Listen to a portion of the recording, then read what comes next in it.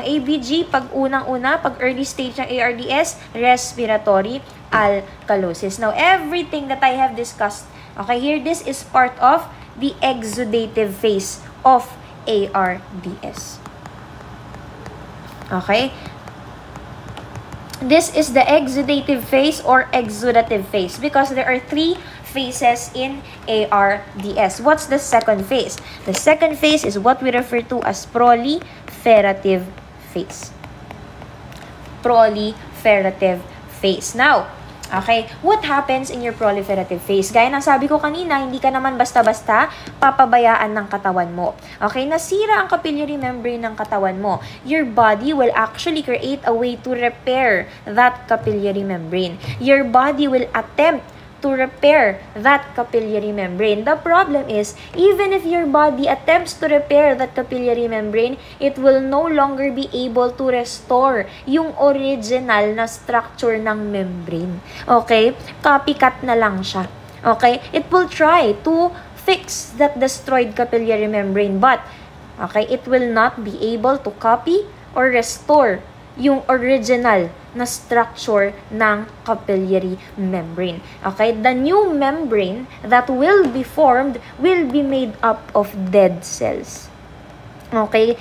Gawa na sila sa dead cells. And that capillary membrane is referred to as hyaline membrane.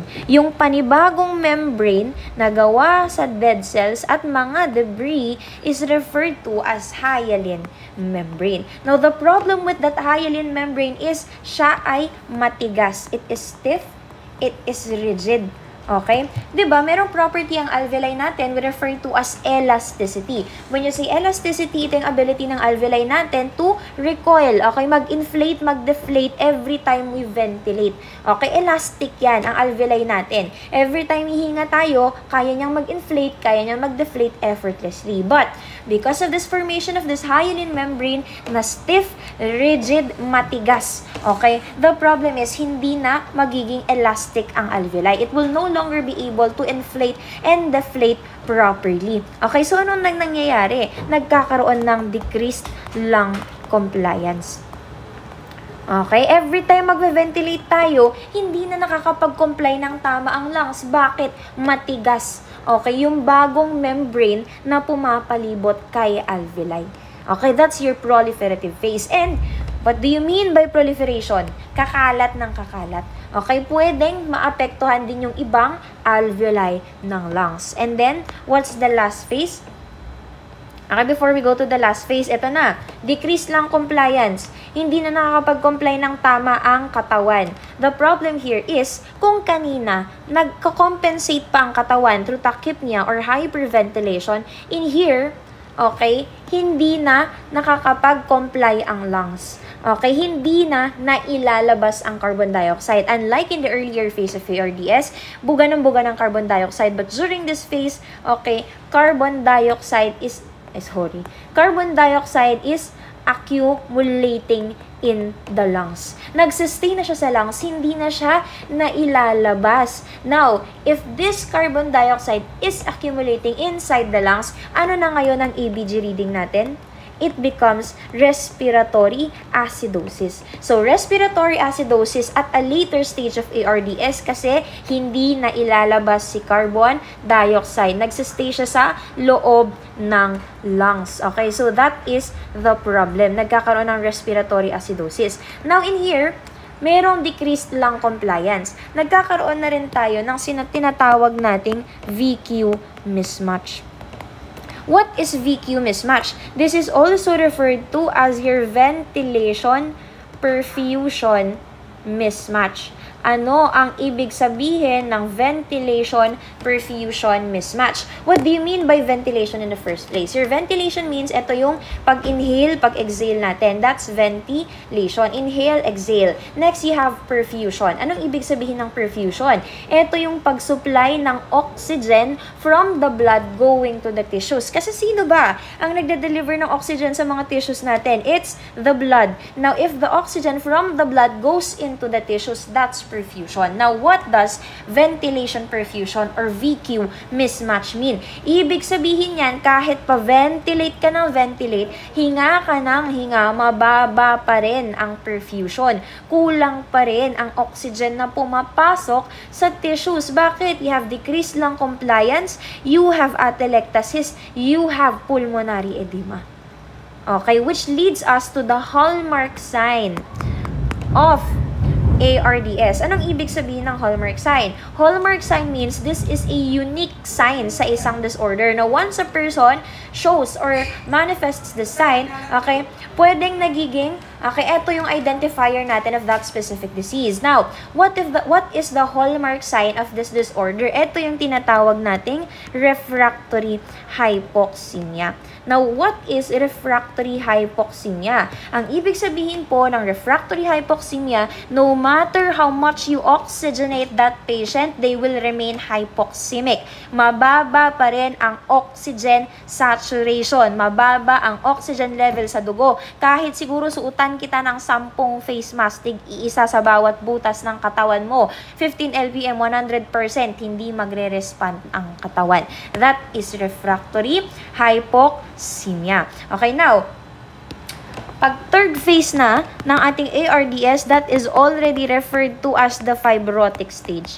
Fibrotic stage, this is the end stage of ARDS. Ito yung pinakamalalang stage ng ARDS. Once a person reaches fibrotic stage at hindi na-address kaagad ang kanilang sakit, the mortality rate is very high. Ibig sabihin, high chances that the patient cannot survive and very poor prognosis. In your fibrotic stage, kalat na. Okay, sirang-sira na, nag-atelectasis na talaga, pulmonary edema, a lot of hyaline membrane formation, that's your fibrotic stage. Okay, malala na siya. End stage ARDS. Now, how do we manage ARDS? What is the management for ARDS? Number 1, primary management for your ARDS, we have mechanical ventilator with PEEP. Ano ang ibig sabihin ng PEEP? This is your positive and expiratory pressure. What does positive and expiratory pressure mean? Okay, andyan na siya mismo, positive and expiratory pressure. This means that at the end of exhalation, pag nag-breathe si patient, the mech vent will deliver positive pressure into the lungs. Okay, inhale and then exhale. At the end of exhalation, magde-deliver ng positive pressure si mech vent. Why? That positive pressure at the end of exhalation will keep the alveoli open. Okay? Para hindi siya mag-collapse. It will keep the alveoli open. Number 2, of course, we have to treat underlying cause. For example, nag-start yan sa sepsis. Okay, we have to address sepsis. Okay, nag-start yan sa pancreatitis, we have to address pancreatitis. Okay, that's when you say treating underlying cause. Now, when it comes to drugs that are used in here, ang sabi natin, nag-start siya with activation of the body's inflammatory response. Now, what drug class do we give primarily kapag ang problema natin is inflammation? Pag malala ang inflammation, what drug class do we give? This is your corticosteroids. Okay, bakit corticosteroids? Because yung function nila, yung drug action nila is similar to your glucocorticoids or your steroids that are produced from your adrenal cortex. Ngayon, aling function nila ang ginagamit natin dito? Because corticosteroids suppress inflammatory response. Okay, they suppress inflammatory response. And ang trabaho ng corticosteroids. What else?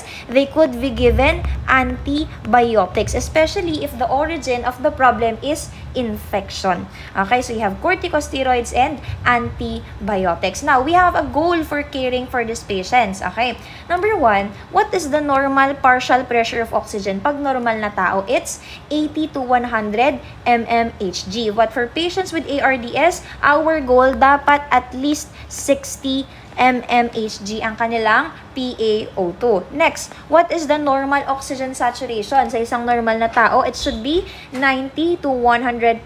But for patients with ARDS, our goal, their O2 sat should be maintained at least 90%. So, ito yung goal natin. Okay, that we improve your patient's oxygenation, we improve the patient's ventilation kapag ang patient may ARDS. Now, lastly, can your ARDS affect other systems in the body? Yes, okay? Kasi nga mababa ang oxygenation. Now, one of the overt or manifestations na makikita natin sa pasyente is affectation sa kanilang nervous system. Bakit? If there is decreased oxygen into your brain, pwede kayang maging visible ang manifestation sa patient? Yes. How will decreased oxygenation manifest in your patient? Pag kulang ang oxygen sa brain nila, ano ang mga makikita natin sa patient pag nervous system ang affected? Okay, pwedeng magkaroon ng changes in levels of consciousness. Si patient mo, pwede siyang maging confused. Your patient can be disoriented. Your patient can be restless, agitated.